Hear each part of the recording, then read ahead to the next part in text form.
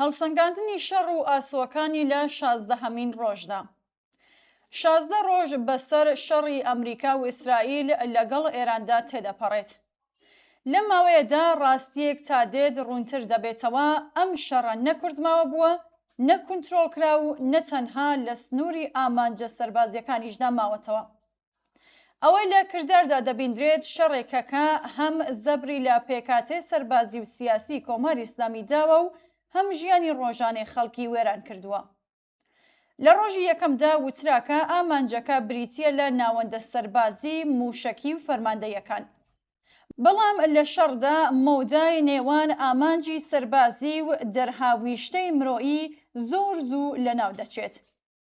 کاتێک کۆگاکانی نەوت دەسووتێن، دووکەڵەکە تەنها ناچێتە ناو سەربازگەکان، بەڵکو دەچێتە ناو سیەکانی خەڵکەوە.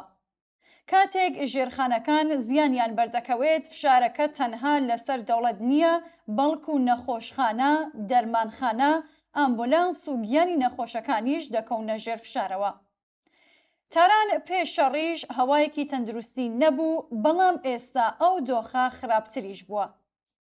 دووکەڵی ئاگرکەوتنەوەکان و سووتانی کۆگاکانی نەوت هەناسەدانی قورستر کردووە. بارانی ڕەش و ئەو گردیلانەی بەهۆی سووتانی مادەنەوتیەکانەوە دروست دەبن، نیگەرانی خەڵکیان زیاتر کردووە. ئەمە بەشێکە لە ڕاستی ژیانی ئەو هاوڵاتیانەیە کە هەموو ڕۆژێک لە ناو ئەم هەوایەدا هاتوچۆ دەکەن، کار دەکەن و منداڵ و بەساڵاتچووەکانیش دەگەێنە نەخۆشخانە. فشار لەسەر نەخۆشخانەکانیش جددیە. کەمبوونی هەندێک لە پێداویستیەکان، تێکچوونی زنجیرەی دابینکردن، نیگەرانی لە نەبوونی کارەبا و دژواربوونی گواستنەوەی بریندار و نەخۆشەکان گیانی زۆر کەسی خستووەتە مەترسیەوە. ئەو نەخۆشێکە پێویستی بە دیالیزە، ئەو منداڵەی پێویستی بە دەرمانی تایبەتە، یان ئەو بەساڵاتچوەیەکە بەهۆی هەوای پیسی شارەکە کێشەی هەناسەدانی هەیە، هەموویان لە ڕیزی پێشەوەی ئەم قەیرانەدان. هەر بۆیە بە هیچ شێوەیەک ناکرێ بوترێت ئەم شەڕە تەنها سەربازیە، بەڵکو خەڵکیش بوونەتە ئامانجی ڕاستەوخۆ یان ناڕاستەوخۆی شەڕەکە. شەڕەکان بە زۆری بە تێڕوانینێکی سادە دەست پێ دەکەن، بەو خەیاڵێکە هێرشێکی خێرا دەکرێت، زەبرێکی تون دەوەشێندرێت و هەموو شتێک لە ماوەیەکی کووردا کۆنترۆڵ دەکرێت. بەڵام ئەزموونەکان چەندین جار سەلماندوویە کە شەڕ بەو سادەیە ناچێتە پێشەوە. کاتێک ئاگری شەڕ دادەگیرسێت، فشارە سیاسیەکان بەرز دەبنەوە، لایەنی بەرامبەر خۆی لەگەڵ دۆخەنوەیەکە دەگونجێنێت و شەڕ دەکەوێتە ڕێڕەوێکەوەکە کنترۆڵکردنی گەلێک قورسترە لەوەی لە سەرەتادا بیری لێ دەکرێتەوە. لەم شەڕەشدا هەروای لێهات. هێرشە سەرەتاییەکەی ئەمریکا و ئیسرائیل لە ڕووی سەربازیەوە زەبرێکی قورس بوو. هەندێک دامەزراوەی گرنگ کران ئامانج. ڕێبەر و ژمارەیەک لە بەرپرسانی باڵا و کەسایەتیە سەرەکیەکانی ڕژیم کوژران. لە ڕوانگەی ئۆپراسیۆنەوە دەکرێت ئەم هێرشانە بە سەرکەوتوو دابدرێن، بەڵام ئەو ئامانجە سیاسیەکە بە ڕەواڵەت چاوەڕوان دەکرا بەدەست نەهات. حکوومەتی ئێران نە بە خێرایی ڕووخاو نەتەسلیم بوو. پێکاتەی سەرکوتگەر، دەستگای ئەمنی و بازنێ بەرتەسکی دەسەڵات هەروە بەسەر پێوە ماونەتەوە.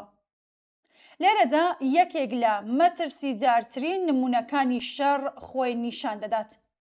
کاتێک سەرکەوتنی سەربازی ئەنجامی سیاسی لێ ناکەوێتەوە، کەڵکەڵەی چڕترکردنەوەی شەڕ زیاتر دەبێت. لایەنی هێرشبەر وا دەزانێت ئەگەر چەند گورزێکی دیکە بوەشێنێت، ئەگەر چەند ڕۆژێکی تریش بردومان بکات و ئەگەر لیستی ئامانجەکان فراوانتر بکات، ئەنجامی کۆتایی بەدەستێت. بەڵام هەر ئەم لۆژیکە شەڕ لە ئۆپراسیۆنێکی سنوورزارەوە دەگۆڕێت بۆ قەیرانێکی فرەڕەهەند و درێژماوە. لە لایەکی ترەوە کۆماری ئیسلامیش چونکە خۆی لە ڕووی سەربازیەوە بە لاوازتر دەبینێت، مەودای شەڕەکەی گواستووەتەوە بۆ کایەکانی تر. ئەمەش شێوازێکی ناسراوە. کاتێک حکوومەتێک نەتوانێت لە مەیدانی سەرەکی شەڕدا دەستی باڵا پەیدا بکات، هەوڵ دەدات تێچووی شەڕەکە لە شوێنەکانی تر بەرزتر بکاتەوە. هێرش بۆ سەر کەشتیەکان لە گەروی هۆرموز و بە ئامانجگرتنی ژێرخانەکانی وزە لە وڵاتانی ناوچەکە لەم چوارچەوەیەدا شیاوی تێگەیشتە. ئەنجامی ئەم هەوڵانە ڕوونە. هاتوچووی کەشتیە نەوت هەڵگرەکان کەم دەبێتەوە. کۆمپانیاکانی بیمە دەکشێنەوە یان نرخەکان بەرز دەکەنەوە. نرخی نەوت زیاد دەکات و فشاری یابووری لەسەر وڵاتانی هاوپەیمانی ئەمریکا زیاتر دەبێت. بەم شێوەیە کۆماری ئیسلامی ئەگەر نەتوانێت لایەنی بەرامبەر لە مەیدانی سەربازیدا شکست پێبهێنێت، بەڵام دەتوانێت تێشووی شەڕەکە بۆ هاوپەیمانەکانی بەرز کاتەوە و دەرس بخاتە نێوانیانەوە. ئەمە هەمان ئەو ڕێگەیە کە حکوومەتە لاوازەکان بۆ ماندووکردنی هاوپەیمانیە بەهێزەکان بەکاری دەهێنن. لەم نێوەندەدا تێڕوانینێکی کۆنیش دووبارە تاقی دەکرێتەوە. ئەو تێڕوانینێکە پێ وایە هێرشی ئەسمانی بەتەنها دەتوانێت حکوومەتێک بڕوخێنێت. بەڵام ئەزمموی مێژووی شتێکی ترمان پێدەڵێت. بردومان دەتوانێت دامەزراوەکان وێران کات، دەتوانێت فەرماندەکان بکوژێت، دەتوانێت تۆڕەکان پەک بخات، بەڵام بەتەنها نابێتە هۆی ڕووخانی حکوومەتەکان. خەڵکی ئێران ساڵانێکە لە کۆماری ئیسلامی تووڕەن و لە گەندەڵی، سەرکوت، فشاری سیاسی، هەڵاواردن و قەیرانی یابووری بێزار بوون. کەس ناتوانێت ئەم ڕاستیە ئینکار بکات، بەڵام دۆخی شەڕ ڕەفتاری کۆمەڵگە ئاڵۆز دەکات. لە ژێر فشاری موشک، دەنگی تەقینەوە، ترس، ئاوارەئی و نائەمنیدا خەڵک ناڕژێنە سەر شەقامەکان. لە دۆخی شەڕدا ئەولەویەتی زۆرێک لە بنەماڵەکان بریتی دەبێت لە زیندومانەوە، نەک چوونە ناو ڕوبەڕووبوونەوەیەکی بەربڵاوی سەر شەقام. تەنانەت ڕەنگە بەشێک لە خەڵک سەرەڕای ناڕزایەتی بێ ئەوپەڕیان لە بەرامبەر هێرشی دەرەکیدا پشتی حکوومەت بگرن. ئەلبەتە نەک لەبەر پشتگیریەکی ڕاستەقینە، بەڵکو لەبەر ترس لە داڕمان، داگیرکاری و پشێوی و هیتر. لەلایەکی ترەوە سڕینەوەی ڕێبەرانیش هەمیشە ئەو ئەنجامە نادات کە داڕێژەرانی شەڕ دەیانەوێت. ئەگەر کەسایەتیەکی گرنگ بکوژرێت، ئەگەری هەیە جێگرەکەی لە خوێ تۆندڕاوتر بێت.